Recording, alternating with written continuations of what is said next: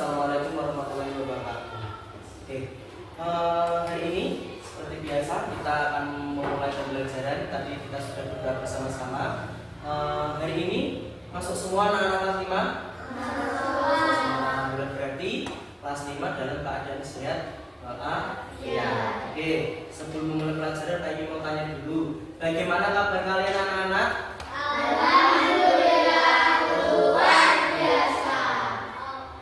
Oke, berarti anak-anak semuanya dalam keadaan sehat ya. Walaupun ini sudah mulai masuk musim penghujan, Pak Indi berharap kalian tetap menjaga kesehatan dari segi pola makan, terus kegiatan sehari-hari juga harus diperhatikan. Oke. Nah, sebelum kita masuk ke pembelajaran, kita menyanyikan lagu Indonesia Raya dulu bersama-sama. Semuanya berdiri.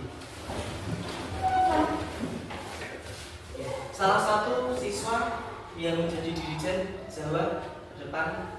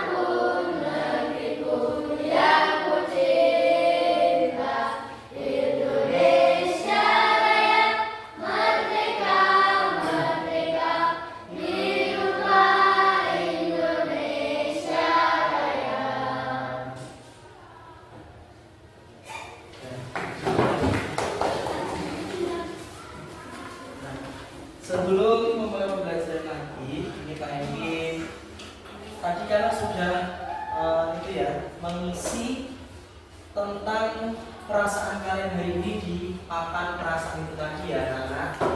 Tadi ada perasaan senang, perasaan sedih, perasaan marah. Apa yang kalian rasakan hari ini? Kebanyakan senang. Senang karena sanggupnya ada. Alhamdulillah. Nanti Pak Egi dijajakan ya. Sebelum belajar lagi ini Pak Egi biar kalian fokus. Ini ada tepuk. Jadi misalkan nanti tepuk 1, tepuk 2, tepuk 3. Itu ya. Oke, kita coba bareng-bareng. Tepuk 1, tepuk 2, tepuk 3. Tepuk 2, 3. Tepuk 1, tepuk 3, tepuk 3, tepuk 2, tepuk tangan. Oke, pada pembelajaran hari ini nanti kita akan mempelajari tentang konsep dasar kecerdasan artifisial. Nah, di sini tujuan pembelajarannya yaitu setelah kegiatan permainan edukatif, murid dapat menganalisis etika penggunaan kecerdasan artifisial dalam kehidupan sehari-hari dengan benar. Jadi ini nanti tentang konsep dasar ini nanti tentang kecerdasan artifisial itu kalian setelah melakukan kegiatan nanti ada permainan itu nanti bagian permainan untuk kalian itu nanti kalian bisa menerapkannya di kehidupan sehari-hari dengan benar. Jadi kalian bisa mengklasifikasikan. Contohnya misalkan ini tuh termasuk di kehidupan yang bidang apa, seperti itu. Tangannya ada bidang kesehatan, bidang ekonomi, bidang pendidikan, seperti itu. Ya, nanti kalau misalkan kalian IPAK misalkan, IPAK itu termasuk bidang apa? Nah, ini mungkin di bidang hiburan. Terus misalkan untuk mendeteksi penyakit yang ada di dalam tubuh menggunakan USG. Nah, itu misalkan untuk melihat bayinya itu, misalkan ibu-ibu yang hamil itu menggunakan USG biar mengetahui anaknya cewek atau cowok. Nah, itu termasuk di bidang apa? Kesehatan. Seperti itu ya. Nah, itu. Nah, sebelum belajar lagi, pernahkah kalian membaca cerita atau berita tentang suatu hal yang belum tentu benar keasliannya?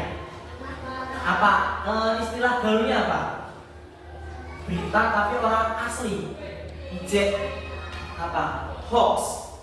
Hoax. Biasanya ada ngomong hoax ya loh. Nah, adanya salju di 2026 tempatnya misalkan di Indonesia. Nah, itu kan belum tahu kepastiannya, belum pasti. Seperti itu. Ya, itu termasuk hoax. Kalau fakta itu kan pasti misalkan memang benar-benar terjadi. Itu ya. Jika pernah, bagaimana kalian memahami berita tersebut untuk membuktikan kevalitannya? Apa benar itu fakta atau hoax? Bagaimana cara kalian? Biar itu tahu, oh ini beritanya itu fakta, benar. Atau beritanya ini, ini hoax nih. Itu bagaimana cara kalian untuk mengetahui itu? Ada yang tahu? Apa? Yang keras. Oke, mempelajari yang lebih dalam atau lebih jauh, dicari kebenarannya dulu. Seperti yang Al-Habib bilang tadi, dipelajari ini benar atau tidak. Ya. Nih, ini ada video itu, kalian bisa lihat dulu. Ini ya.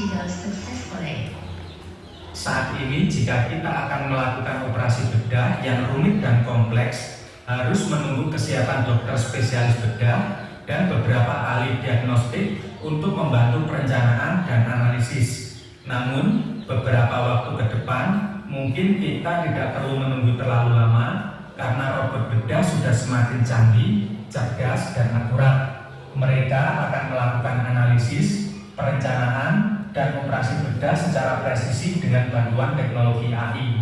Selama ini penggunaan robot di ruang operasi bukanlah hal yang baru. Sudah cukup banyak kasus di mana dokter menggunakan robotika tertentu untuk membantu operasi mereka terhadap para pasien.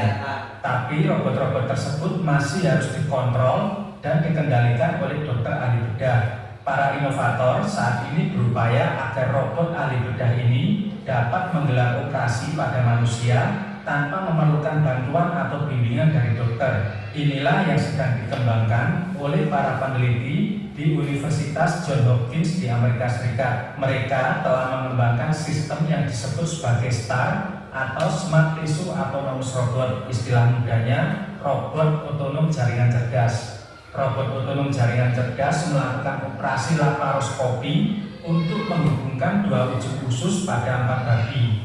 Menurut sebuah makalah yang diterbitkan di Science Robotics, robot STAR unggul dalam prosedur yang membutuhkan tingkat presisi tinggi dan gerakan yang berulang. Itu ya, tadi ada robot yang akan membantu dokter untuk menganalisis sebuah penyakit.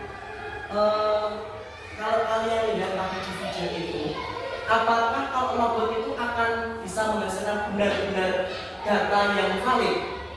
Tidak ya, karena yang namanya manusia itu tidak bisa digantikan oleh robot. Itu. Sekarang aja dokter itu butuh kuliah bertahun-tahun untuk bisa menganalisis sebuah penyakit. Tapi kalau robot untuk menggantikan dokter itu tidak mungkin. Yang paling penting itu apa ya? Robot itu hanya untuk membantu saja, untuk meringankan kerja dokter mungkin seperti itu kan. Padahal juga manusia ada keterbatasannya, robot juga ada batasannya. Seperti itu ya. Jadi kalian harus bisa mengetahui robot itu kemungkinan beberapa tahun yang akan datang kita akan hidup di dunia yang super canggih. Tapi kembali lagi itu tadi, robot itu tidak bisa menggantikan manusia.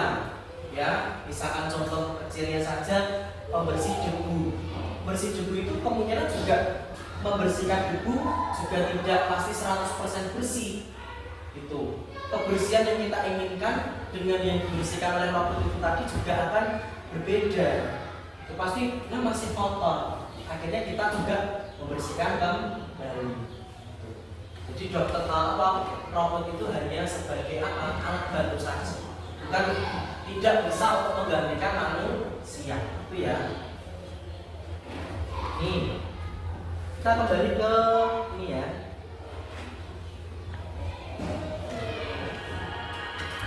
Konsep dasar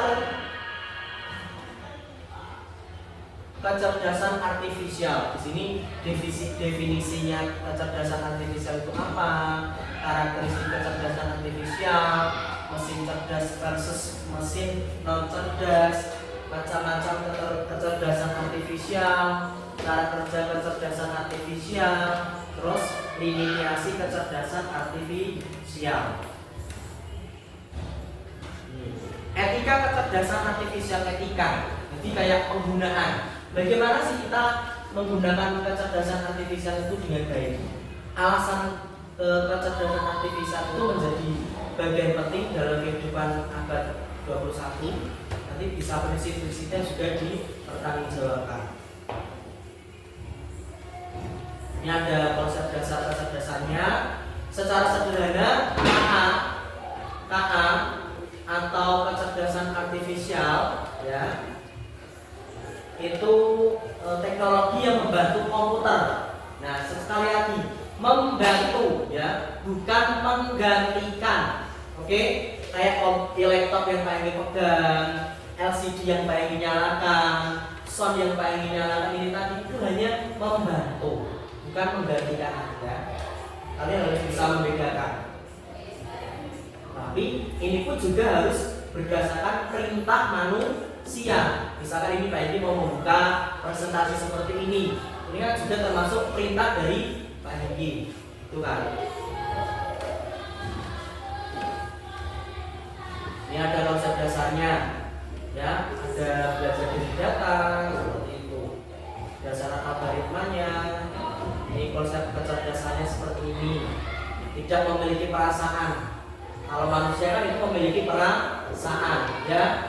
Oke. Nah, ini ada perbedaan mesin cerdas dan non cerdas. Nah, dari segi cara kerjanya, kalau mesin cerdas itu berdasarkan dari pengalaman dan memperbaiki kinerjanya. Kalau mesin non cerdas itu harus sesuai instruksi, itu ya, adaptasinya, pengambilan keputusannya seperti itu. Ini konsep kecerdasannya. Nah,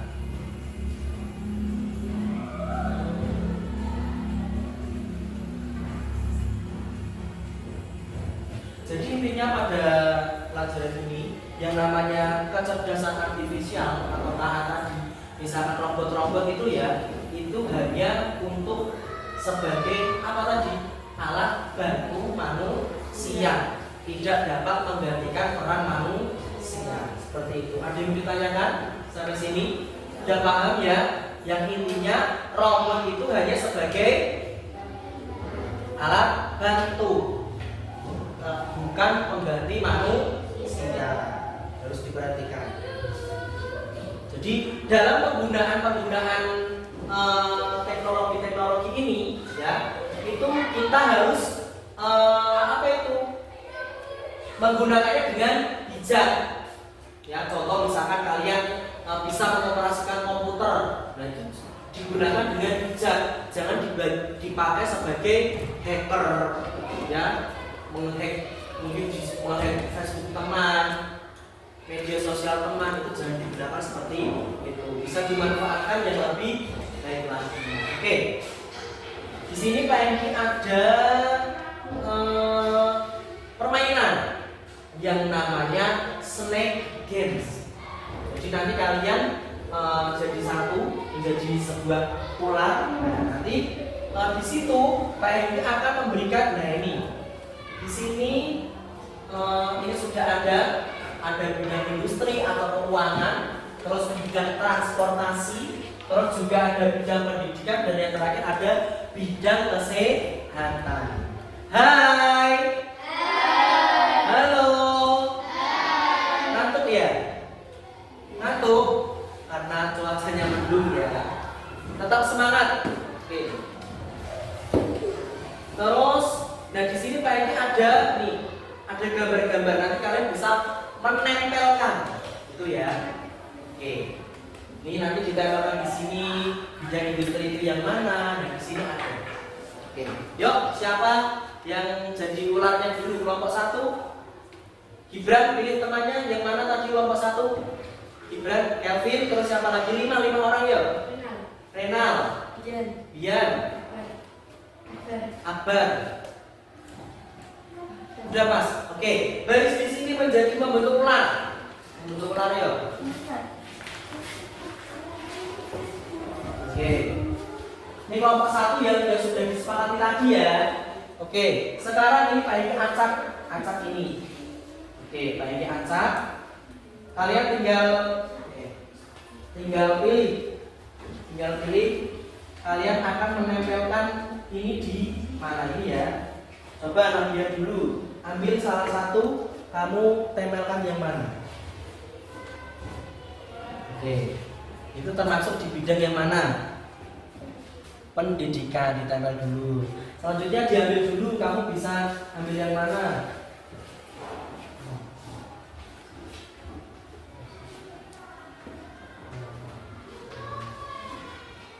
Terus yang lainnya lagi. Sudah? Oke. Gibran selanjutnya. Itu di bidang apa itu?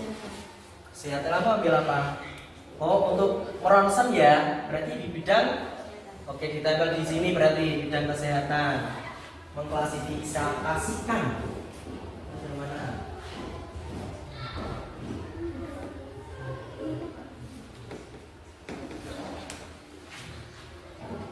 Sudah? Oke, selanjutnya apa ini? Renal. Ini di mana? Kita kamu ambil gambar apa? Gambar orang mengambil uang di ATM. Berarti ditaruh di mana? Keuangan yang mana? Oke, di sini. Selanjutnya siapa ini?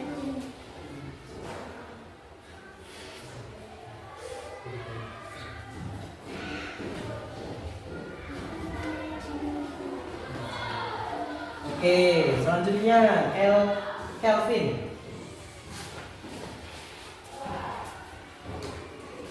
Itu bidang apa? Kesehatan. Oke. Saya cek sini. Oke, selanjutnya apa ini? Akbar. Kamu mengambil gambar dikit-dikit apa ini? Oh, Google Maps. Berarti di oke, di bidang transportasi. Sudah ini ularnya. Oke. Beri tepuk tangannya. Beri duduk di tempatnya masing-masing. Nah, ini tadi kelompok 1 ya. Nanti kelompok 2 berikan. Nah, ini tadi Pak ini sudah memberikan tadi satu persatu sudah mengambil contoh apa ini gambar tadi ditaruh di sini tentang penggunaan, sesuai dengan penggunaan. Tadi ini juga ada yang mengambil apa ini? Mesin ATM, gambar mesin ATM. Ini termasuk ke bidang keuangan. Terus ada yang pakai Google Maps, berarti ini termasuk bidang transportasi. Terus di sini ada logo Google Classroom. Siapa yang tadi yang ngambil? Nabihan. Ini berarti termasuk bidang pendidikan. Terus di sini juga ada di bidang kesehatan 2 orang. Ini tadi Gibran ya. Ini orang yang sedang di ronsen, berarti untuk bidang kesehatan. Terus ada apa ini? Dokter untuk menganalisis sebuah penyakit. Ini juga termasuk di bidang kesehatan. Oke. Dari permainan snack games tadi, oke. Apa yang dapat kamu simpulkan? Ada yang bisa menyimpulkan dari apa yang kalian apa tadi? Gimana?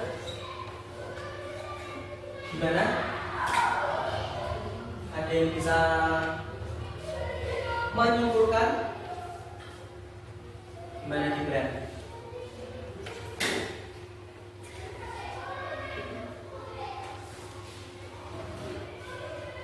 Menggunakan teknologi sesuai dengan bidangnya, ya. Jadi teknologi yang kalian kenal, yang kalian gunakan itu harus sesuai dengan bidangnya. Kan nggak mungkin Google Classroom dipakai di bidang kesehatan. Mau disuruh membuat apa, menganalisis penyakit kok harus dibuat kelas kan random mari-mari. Oke, udah paham semua ya? Ada yang ditanyakan dulu. Nah, udah paham semuanya ya? Oke, di sini Pak Eki punya lembar kerja siswa, nanti dikerjakan masing-masing ya. Nanti kalau sudah selesai dikumpulkan.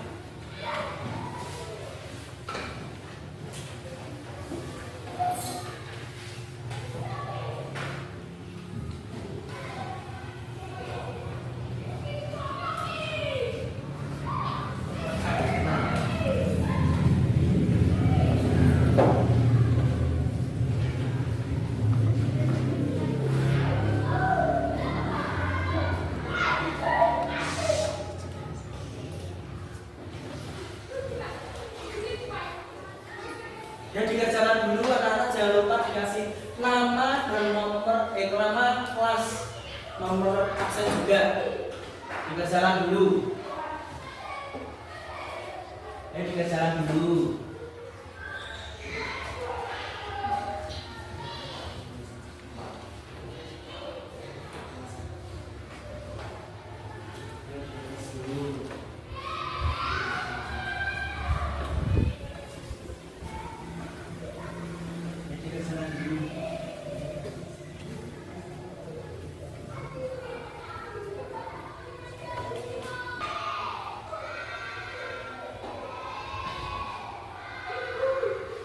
Sudah selesai anak-anak? Sudah. Oke, dikumpulkan ke sini.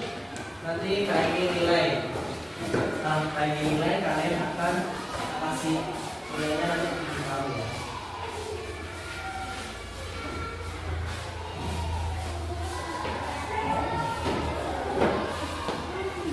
Ya, kembali ke tempat duduknya masing-masing. Toko 1, toko 2, toko 3, tepuk tangan. Untuk pembelajaran hari ini, saya rasa sudah selesai. Tapi sebelum ke apa? Tadi menyelesaikan pembelajaran hari ini, saya ingin mengajak kalian untuk merefleksikan kegiatan pada pembelajaran kali ini. Kalian juga tadi sudah bermain games ini tadi ya, Ujok. Untuk permainan yang tadi kalian juga sudah bisa mengklasifikasikan sesuai dengan bidangnya tadi, gambar-gambar yang sudah diklasifikasi. Nah, itu ya. Yang pertama, apa saja yang kalian pelajari hari ini? Apa saja tadi? Dari video,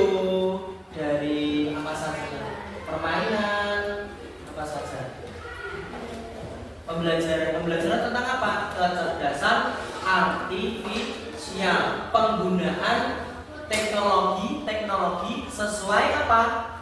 Bidangnya. Misalkan tadi seperti ini ada gambar ronsen, berarti masuk di bidang kesehatan. Bagaimana perasaan kalian hari ini? Senang. Oke, tidak ada yang sedih ya. Senang karena yang pertama permainan tadi, yang kedua pembelajarannya, yang ketiga dapat uang satu yang banyak. Oke, apa biasanya sangune 1000 terakhirnya dikai 5.000, tapi tetap harus bisa menabung. Kegiatan apa yang kalian sukai tadi selama pelajaran ini tadi? Permainan tadi, snack game tadi ya. Oke. Yang tidak disukai? Tidak ada. Alhamdulillah, berarti pembelajarannya menyenangkan ya. Oke, tepuk tangan untuk kita semua. Apa manfaatnya? Manfaat dari pembelajaran ini tadi apa? Belajar tentang teknologi, apa lagi? Mengetahui teknologi sesuai bidangnya, apalagi itu saja. Jadi anak-anak sudah paham ya, harus bisa mengklasifikasikan. Oke. Ya. Pembelajaran hari ini Tanya rasa sudah selesai. Terima kasih sudah mengikuti pelajaran dengan baik. Sebelumnya Pak minta maaf kalau ada salah kata selama pembelajaran Pak yang lain disampaikan. Bila ada salah kata mohon dimaafkan. Selamat siang. Wassalamualaikum warahmatullahi wabarakatuh. Oke, sekarang beristirahat ya anak-anak.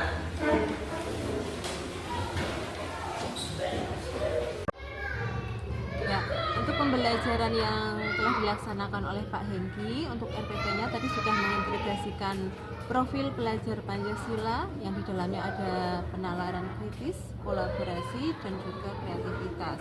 Kemudian untuk model pembelajarannya menggunakan PBL dengan permainan edukatif, yaitu di situ ada snack, game, dan kartu peran. Nah, ini membuat pembelajaran menjadi aktif, menyenangkan, dan juga kontekstual. Kemudian pemanfaatan teknologinya ada video pembelajaran dan juga media digital berupa WhatsApp dimanfaatkan untuk mendukung keterhubungan antara kelas dan juga rumah. Kemudian etika dalam teknologi. Materi itu tidak hanya fokus pada aspek pengetahuan tentang AI saja, tetapi juga menekankan etika penggunaan AI sehingga relevan dengan kebutuhan zaman. Kemudian untuk hal-hal yang perlu ditingkatkan antara lain ada asesmen. Ini perlu ditambahkan instrumen penilaian yang lebih bervariasi, misalnya dengan rubrik penilaian presentasi dan keterampilan kolaborasi agar penilaian itu lebih komprehensif. Kemudian diferensiasi pembelajaran. Belum nampak strategi diferensiasi untuk mengakomodasi murid yang memiliki kecepatan belajar yang berbeda-beda. Kemudian ada pemanfaatan media digital sudah ada, namun bisa lebih diperluas misalnya dengan tugas eksplorasi mandiri berbasis pencarian sumber daring yang terarah. Kemudian untuk dampak terhadap murid tampak lebih antusias dan juga termotivasi ketika pembelajaran dikaitkan dengan teknologi yang dekat dengan kehidupan mereka sehari-hari.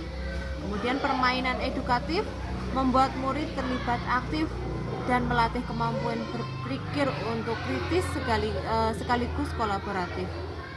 Yang terakhir, melalui refleksi, murid dapat menyadari pentingnya etika dalam teknologi, bukan hanya sekedar memahami konsep dasar tentang AI. Terima kasih.